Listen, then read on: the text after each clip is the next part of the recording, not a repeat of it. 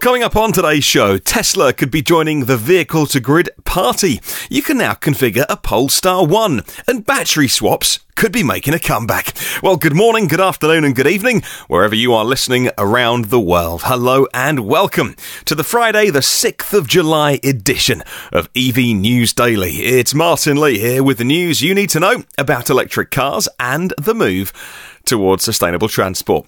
I've stayed away from our first story for the last couple of days because it's largely, in my view, a non-story, but Elon Musk got involved in the last few hours, so I'm going to give it a quick mention. Right, background. A blogger on the internet says they have proof Tesla are skipping brake tests. Ergo, the blogger says safety must be compromised because a test is being skipped. Therefore, it's the end of the world. Now, screenshots were obtained and a certain worker was quoted. We know how this has ended before. By the way, in this country, just some background on this as well. I don't know where you live around the world. If in this country, if I say something about a company which is false and it harms their business, detrimental effect to their bottom line, and they can prove that because it's blatantly untrue, they can sue me. Well, if someone is going to question something as fundamental as safety, a piece of brake safety, you're not mucking about here. You are talking about people's lives, not just livelihoods of those that work at Tesla, who, if you write a bad article about them, and the company goes down, their jobs could be at risk, all those kind of things. But if you are genuinely suggesting that a company is selling cars that is dangerous, as well as blogging about it on the internet, you should be giving all of that information to the right safety and legal bodies in America. And I hope that has been done if this person genuinely believes that what they are saying is true. Anyway, lo and behold, over the next 24 hours, news outlets large and small around the world picked up on this internet article, and therefore the story snowballs. And then Tesla spokesperson Dave Arnold pointed out that the test the article was referring to was indeed made redundant because the company drives every Model 3 on a test track. Now, part of that test is not only to test the brakes, but also alignment and to ensure the car is safe and ready for delivery. It's the way the Model S and the Model X are made, by the way. This test, which apparently was the end of the world because it's no longer done on Model 3s, isn't done on S and X. It was only added to the Model 3 line as what I would call belt and braces, if you know that phrase. In other words, they were double-checking their work. Now that work's been verified, they don't need the double-check test. Well, Tesla said this, and I quote, "Every car we build goes through rigorous quality checks and must meet exacting specifications, including brake test. There are no exceptions," end quote. Well, Elon would go on yesterday on Twitter to speculate that the original internet commentator, who has form, apparently, in writing negative articles about Tesla. I've never heard of this person before, and only until recently hadn't heard of the website they write for. He suggested perhaps they have other intentions, let's say that, rather than purely investigative journalism, which actually brings back to my previous point that if you do believe a company is selling cars which have brake defects, I mean, by all means blog about it on the internet. You got to give those details to the authorities. And if you haven't done that, well, then I myself would question your intentions. And no point writing an internet article about it. If you've got evidence, give it to the powers that be. Has that been done? Not that I know of. Well, ultimately, nobody ever built a statue of an art critic. They always build the statues of the artist. And Elon Musk is busy changing the world with incredible products.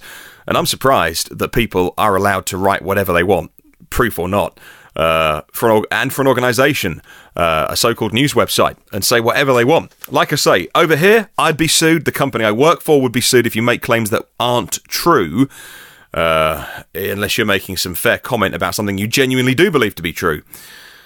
Well, we'll see how this one rumbles on. I try and stay out of Twitter spats, but this one just kept on going. I thought we should update us all on the podcast. Well, staying with Tesla, but more positive news, Nissan seem to be single-handedly moving towards vehicle-to-grid, V2G technology. I must admit, it's very attractive, the idea, the concept, the ideology of taking power out of a car and using it for your house. But it's something that doesn't really happen on scale yet. Nissan have made a big deal about it on the new 40 kilowatt hour Leaf. the earlier models have been capable of it. Indeed, they are doing it right now in Japan. It just depends on the utility company enabling it and making the most of it, which no other utility company outside of Japan that I'm aware of has ever done.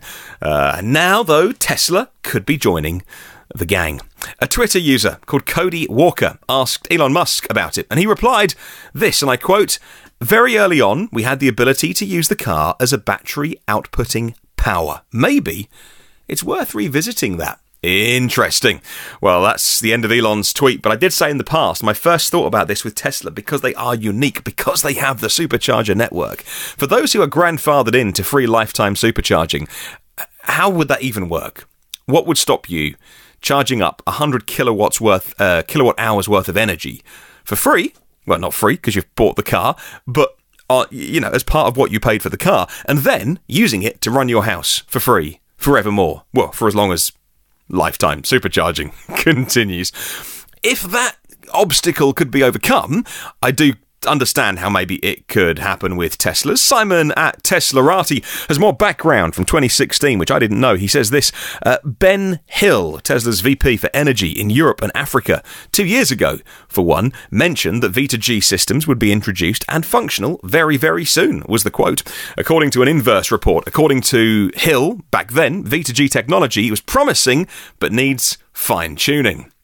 Well, we know from things like the crowdsourced studies of the Model S owners that have submitted their data on battery deg. The 18650 cells in the Model S batteries are holding up really well to degradation. We know things like the Tesloop cars, 200, 300,000 miles, and still in great shape. That might give people more confidence to use your car to power your house, and that you're not going to wreck your car to save just a few dollars or pounds or euros. Charging and discharging and putting batteries through multiple cycles is going to wear the battery out quicker.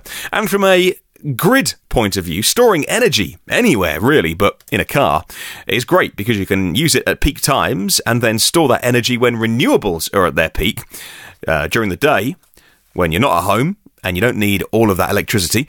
And that also reinforces the grid. It makes grid scale become micro rather than macro. That has benefits for things like scale, even for things like attacks. You can attack a power grid if certain people wanted to do that, and you could affect a lot of people. You work at microgrid level, and you can't take down a power station because of terrorist attack or hacking, and it wouldn't affect as many people because it's all at micro level. Well, it also helps the prices overall, because if you haven't got to turn on those expensive peaker plants, those coal plants, those gas plants that spin up really quickly when demand increases, if you can get people to tap energy from their car, it all helps. Like I say, in theory, V2G is a wonderful thing. Hasn't been nailed yet. Lots of very clever people working on it. Well, moving on, and carsuk.net reports that we are still a long way away from the Polestar 1, the first production car from Volvo's new standalone brand. Actually, going into production in China are way off, but things are moving forward with Polestar's first car. The Polestar 1, just to recap, is a 600 brake horsepower plug-in hybrid coupe, heading for the Goodwood Festival of Speed next week as well for its dynamic debut. We'll get some idea of its combination of electric motors at the back and a 2-litre petrol gas engine at the front. That's another bit of awesome news, by the way. I'm going to be at Goodwood next Friday, the 13th. Lucky for me. Friday, 13th of July. So not only catching the Model 3 for the first time in real life for me, but also the Polestar 1. Awesome. Well, Polestar has put a configurator for the car live on their site now, although it's not the most comprehensive one we've seen, says carsuk.net. You can choose, they say, from a total of 6 exterior colours, 3 alloys, chrome or black bright work, an interior in black, or charcoal and zinc seats. That's about it. Whatever you opt for, Polestar will then tell you it's a great spec and invite you to give us your €2,500 deposit, please. That will secure your pre-order. I'll put a full link to that article in the show notes. By the way, I would say as well, the configurator on things like the Teslas on the Model S and the X, not the most comprehensive, or 3 or 4 different wheel type. Only get the really gorgeous wheels, of course, on the P100D. Otherwise, you only get the choice of 3, light or dark interior. It's enough. It's more than enough. But I wouldn't say that only having a couple of options of each is particularly stingy. Well, back in the day, Elon and Tesla once thought battery swaps would be the future. So much so, as you may know, the Model S designed for battery swaps. Service centres were then equipped for it, and they waited, and nobody ever used the feature. That's awesome, because they tried it, and it wasn't used. Better to try something and then be proven wrong than never try it in the first place. That's what people who never create anything in the world, the critics that we talk about, they never try because they're too scared to be wrong. Tesla tried it and was like, you know what, people don't use it, it's fine, a crazy idea, didn't work. But maybe, actually, not that crazy, because the Chinese are going to give it a go themselves. The Beijing electric vehicle company, the Chinese electric car maker that is preparing for a stock market listing, is starting battery swapping to reduce customers' range anxiety and keep up with similar offerings from rivals coming soon in China. That's according to a Bloomberg article, which says the company is going to sell a version of its EV300 compact car for about $12,000. It allows, that's the little baby one, they allow users to change the battery as often as they want for a monthly fee. Now, Zheng Gang, the general manager of BJ EV, as the unit of BAIC Group is known, said on the outskirts of Beijing on Thursday, BJ EV plans to set up 100 of these battery swapping stations in Beijing this year alone, and one change operation lasts 2 minutes and 46 seconds, according to the company. Well, as part of the new program, BJ EV gives users an option to sell their car back at half the original price within the first 3 years. Some fixed costs there, which is fantastic. And you may remember those demonstrations we saw on stage those few years ago with Elon and Tesla of a car coming on and some battery swaps going on. Maybe that tech could well come back if it works in China. Well, moving on to Britain/South Korea. And Britain's buy more South Korean cars than any other European country. New figures have revealed, reports Rob Hull for This Is Money. 190,000 South Korean cars were bought by Britons in the last year. That's almost 7.5% of the entire market in 2017 here in the UK. With the Hyundai Kona and Kia's Niro EVs on sale by the end of the year, they know we love South Korean cars here in Great Britain. We will buy as many as they can make. My big issue is they're not going to make enough. Now, I'm not criticising them before anything's happened. I think it's fair to say, from the numbers that we've seen, some of the South Korean press articles, which we've translated, and even with Google Translate, I think I get a drift, an idea. You know, that production rate last year, I think, was doubled from original estimates, but that doubling, even if it's 20,000 now of each model, even if Hyundai Motor Company make 100,000 EVs this year. They got the Ioniq, they got the Ioniq plug-in. They're going to have the Soul, of course, and the Niro and the Kona, and man, it's not going to go very far. And you got those big markets as well, like Norway, which we know are snapping them up. Yeah, I think it's going to be a bit of a wait before we are flush with seeing them on dealer forecourts. Well, a couple more stories, and Sam Burnett at Motor One has an awesome story of one lucky golfer. For most golfers, a hole-in-one is enough excitement to last a little while, but a 23-year-old named Aaron Ray managed to bag himself a brand new BMW i8 because he sank the ball for the first time on the 16th hole of the BMW International Open in Germany. Now, you often see these things. I'm a bit of a golf fan, and you see these things on TV. Occasionally do the hole-in-one, and there's the car on the podium, and then there's the big sponsor name next to it. I've organised something similar myself, actually, for promotions, when I used to work in events and things like that. And those things are an insured prize. So, there's a $100,000 car that you can win. The insurance company works out the odds of somebody getting a hole-in-one, then they add a bit for their premium. You pay, say, $5,000 to the insurance company, and then everyone has a go. They have one shot. You have a certain amount of people that are going to have a shot. That's how you work out the odds. Nobody gets the hole-in-one. You're £5,000 down, but you kind of, right, it was in the marketing budget for me, so it's like, okay, well, we get the exposure, and it's a great event, and it got loads of press. The insurance company have made their £5,000. Everyone's a winner, unless someone scores a hole-in-one. Well, the firm's hole-in-one award, the BMW one, seems to have been a pretty dangerous one recently. This is the fourth car they've had to give away since 2012. They keep doing this promotion. Now, because the event is sponsored by BMW, I'm guessing it's not an insured prize. I'm guessing just BMW, because they've got some stock.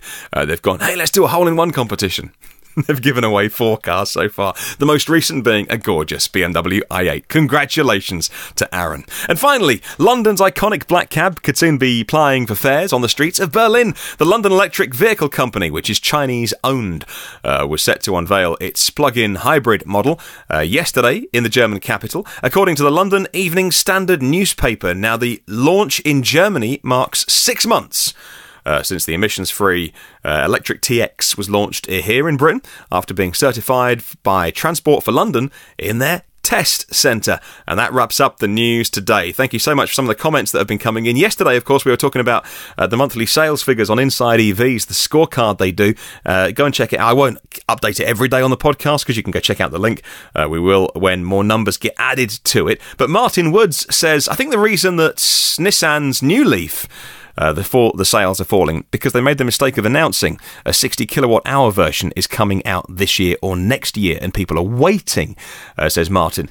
You know what, I would kind of agree with that. Do you think in hindsight it was a bit of a PR mistake to say that a bigger battery was coming? If we didn't know there was a bigger battery coming that had thermal management, that was a different battery supplier for the new Nissan Leaf, because there's nothing wrong with the car, and many would say there's nothing wrong with the battery unless you're multiply rapid charging it. Is that putting people off? Because there's no doubt Joe Public is not walking into a car dealer going, what should I buy? Oh, I'll get the new Nissan Leaf. They're probably being bought by people who have done at least a little bit of research, and maybe they've seen the articles online, rightly or wrongly, about rapid charging, and that's putting people off. Maybe it's just a supply issue. I don't know. I'm just speculating. It could be that there weren't enough for sale, like the e-Golf, for instance. You're lucky if you search for an e-Golf in North America right now, if you can find one, a new one, for sale, and that is not an exaggeration. Well, thank you so much for your comments. Gary Williams says, thank you so much for getting Alexa to play the podcast. I can talk to my Leaf, and I found a second use for this newfangled techie. Yes, brilliant. I'm glad that you're using the new Alexa. What's it called? A skill. We had a skill made, a flash briefing. All you have to do is say to your Amazon device, play my flash briefing, and once you've installed the EV News Daily one, it plays you this podcast, just plays you the audio. You can do that right now if you have an Amazon Alexa. You can open up the Alexa app, or even your Amazon Prime app, as if you're going to go shopping and buy your supplies, but you just search EV News Daily, and you'll see the skill. You enable it on your Amazon device, and then you say play my flash briefing, and then you get me. There's always a downside. Right, thank you so much for listening to today's podcast. How many of them have there been now? This would be 172, so you can get all previous ones of the podcast on iTunes, Spotify, Google Play, YouTube, TuneIn and Stitcher. And if you subscribe, you get them first and free and automatically. Oh, and by the way, any reviews, gratefully accepted. A little star rating or even a couple of words. It hasn't got to be Shakespeare, but even you go, yeah, podcast, all right, I suppose. It really helps out. Thank you so much for everyone who has left a review.